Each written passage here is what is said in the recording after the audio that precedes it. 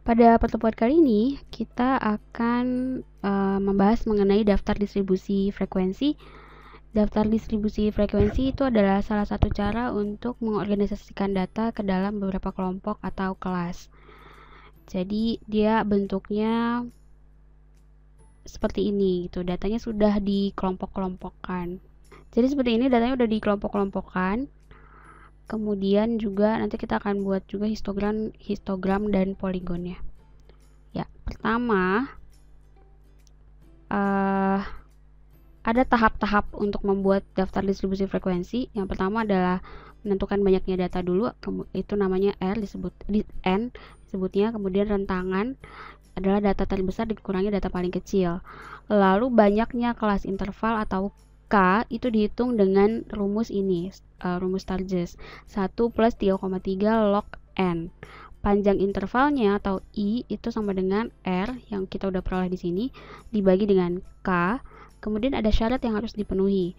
Jadi K dikali I itu harus lebih besar atau sama dengan R ditambah 1.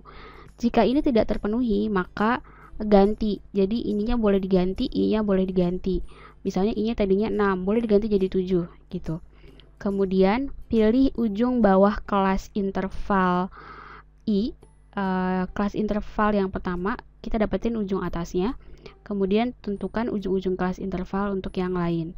Ujung kelas itu adalah yang ini adanya nih. Oke, lalu batas bawah dan batas atas tiap kelas-kelas interval juga dihitung, kemudian hitung juga tanda kelas. Baik, kita mulai ya. Ini contohnya, ini adalah nilai ujian statistik untuk 80 orang mahasiswa. Jadi ini datanya ada 80, ini datanya acak.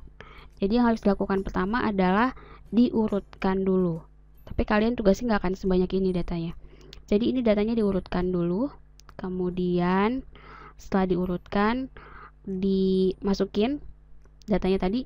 Banyaknya data ada 80, kemudian R-nya itu adalah data paling besar dikurangi data paling kecil. Data paling besarnya 99, data paling kecilnya 32. Dikurangi dapat 67. Jadi ini adalah R-nya. Kemudian hitung banyak kelas interval atau K. K-nya itu adalah 1 tambah 3,3 log N. Atau 1 plus 3,3 log 80. Karena kan N-nya 80. Log 80 itu adalah 1,903. Jadi 1 tambah, ini dikali dulu ya. Ini dikali dulu, baru ditambahin 1 gitu. Jadi ngitungnya jangan 1 plus 3,3, nanti jadi kacau. Ini dikali dulu, kemudian baru di plus 1. Dapat 7,28. Kalian boleh ambil 8, boleh ambil 7. Boleh ambil 8, boleh ambil 7. Nah, di sini saya ambilnya 7. Kemudian hitung panjang intervalnya atau I-nya. Itu adalah R-nya dibagi K. Tadi R-nya kita dapat 67 dibagi 7. Dapat 9,57. Kalian boleh ambil 9 atau boleh ambil 10. Ini saya ambil 10. Kemudian masukin ke dalam sini syaratnya. Syaratnya adalah K dikali I lebih besar atau sama dengan R ditambah 1. K-nya adalah 7, ambil dari sini, ini 7. Kemudian I-nya adalah 10, tadi diambil 10 kan I-nya. Lalu R-nya adalah 67, rentangan tadi di atas kita udah cari.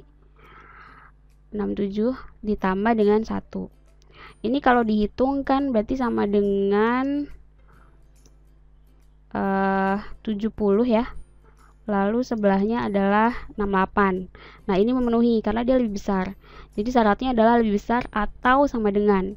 Jadi kalau ini sebelah sini misalnya hasilnya 68, ini tetap memenuhi karena dia sama dengan. Kalau misalnya hasilnya di sini 65, berarti dia lebih kecil dibandingkan 68, maka ininya diganti. Yang diganti tuh I-nya. I-nya diganti jadi 11 gitu. Karena kalau mau ganti K, nanti I-nya ikut keganti. Jadi ya boleh pilih lah mau ganti yang mana. Diganti biar hasilnya tuh jadi sesuai gitu. Kemudian pilih ujung bawah kelas interval yang pertama. Ujung bawah kelas interval karena di sini saya ada sisa ya. Ada sisa tuh maksudnya gini. Saya tuh di sini kan angkanya 70, kemudian ini 68 lebih besar dan ada sisa 2. Jadi 70 dikurang 8 tuh ada sisanya tuh 2. Jadi saya boleh pilih ujung kelas bawahnya itu adalah angka nilai yang paling kecil. Nilai paling kecilnya itu adalah 32. Nah, saya boleh pilih antara 32 atau 31. Boleh juga. Karena saya ada selisih 2 antara 70 dan 68. Jadi saya boleh pilih 32 atau 31 atau 30 untuk data yang ini ya. Itu. Kalau misalnya kalian nggak ada selisih, jadi di sininya tuh sama-sama 68, kalian ujung kelas bawahnya itu harus pilih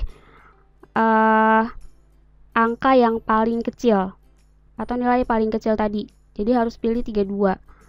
Kalau dia sama-sama 68 gitu, di sininya sama dengan yang di sebelah kanan. Tapi kalau misalnya seperti punya saya ada sisa 2, dia lebih besar 2 gitu, saya boleh pilih angka paling kecilnya kan 32. Angka paling kecil 32 ya? Iya betul. Angka paling kecilnya 32. Jadi saya boleh pilih, boleh 32, boleh 31, boleh 30 gitu.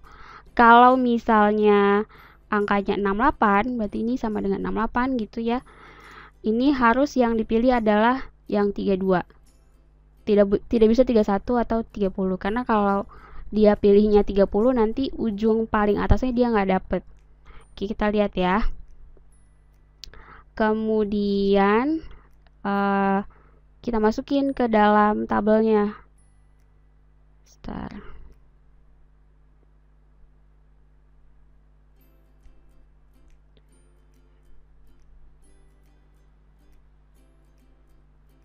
Oke.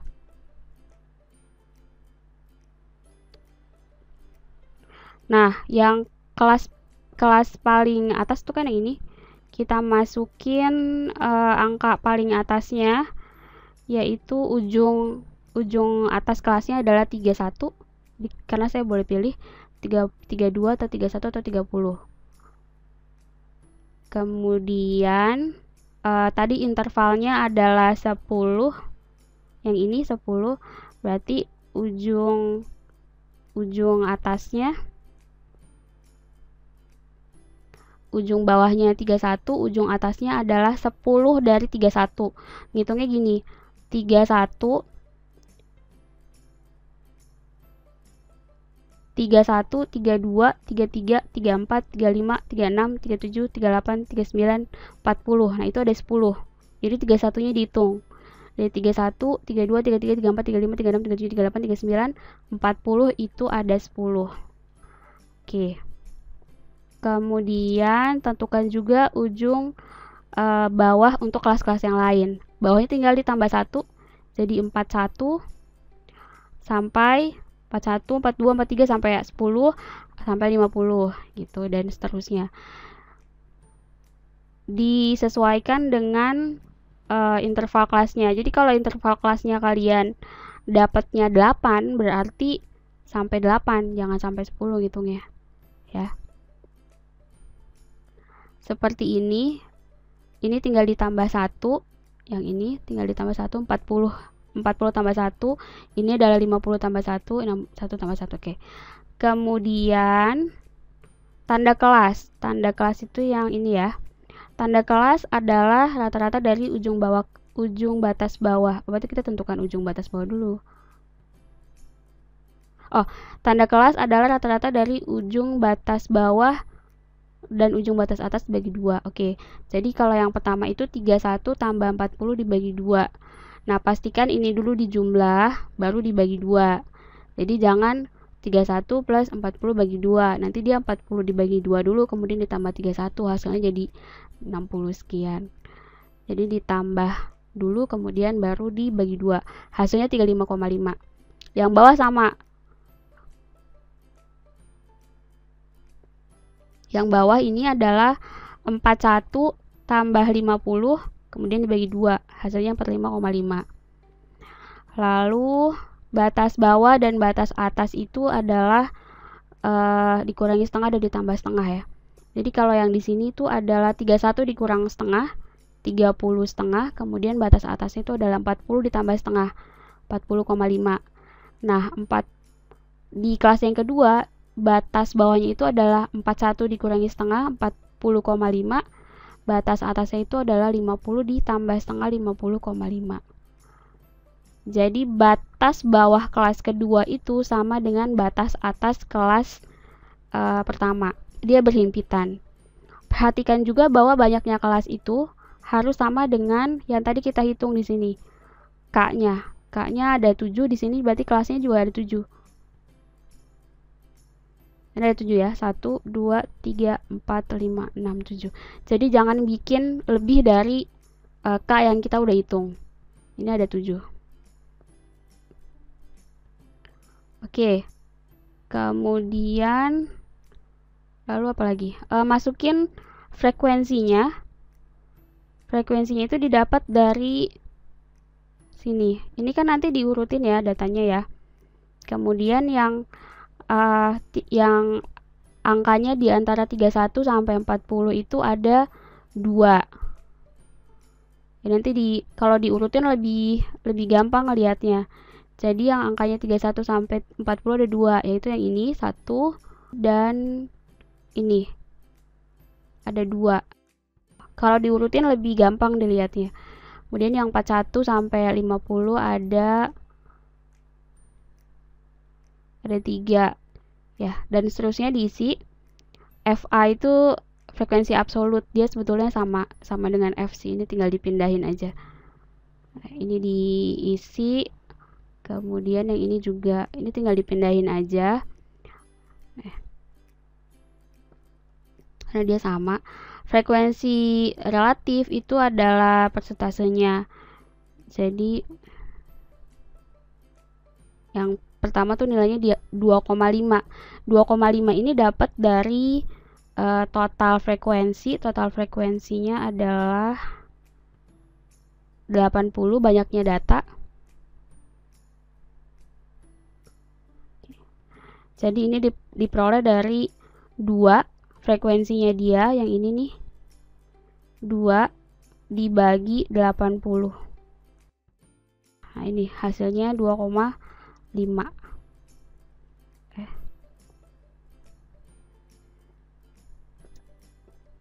Dapatnya 2,5. Jadi yang bawah ini berarti adalah 3 dibagi 80 sama dengan 3,75%. Dan seterusnya sampai bawah semuanya dihitung. Ini kalau di total dia jumlahnya adalah 100%. Ini kan dalam persen ya. Kemudian buat histogramnya berdasarkan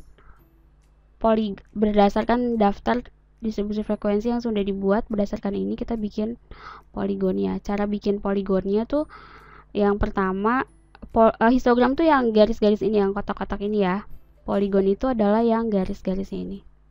Oke, pertama buat ini dulu.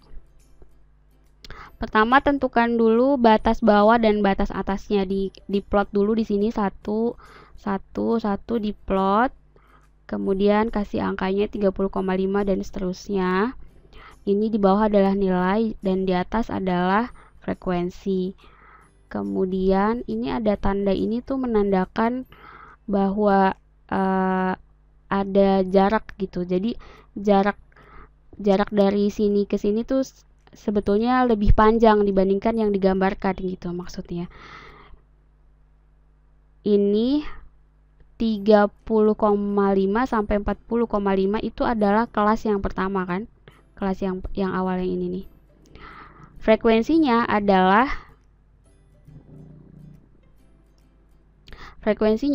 2. Ya, kelas yang pertama frekuensinya adalah 2. Jadi ini nih di sini adalah 2. bikin garisnya, diplot, kemudian dibuat kotaknya. Set 1. Lalu yang kedua, ini frekuensinya 3, berarti tadi taruh di sini 3, dibikin kotaknya, straight gitu dari sini ya, 3 nih, straight. Kemudian yang 51 sampai 60 berarti kan kotak yang ini nih, ini ada 5, ada di sini di garis straight ketemu, kemudian dibuat kotaknya, dan seterusnya. Ini adalah histogram yang kotak-kotak. Kemudian yang garisnya itu adalah titik tengahnya atau tanda kelasnya 35,5 nih kalau di sini. Kan 35,5 ya tanda kelasnya. 35,5 nih posisinya di sini. Thread dinaikin ke atas ini.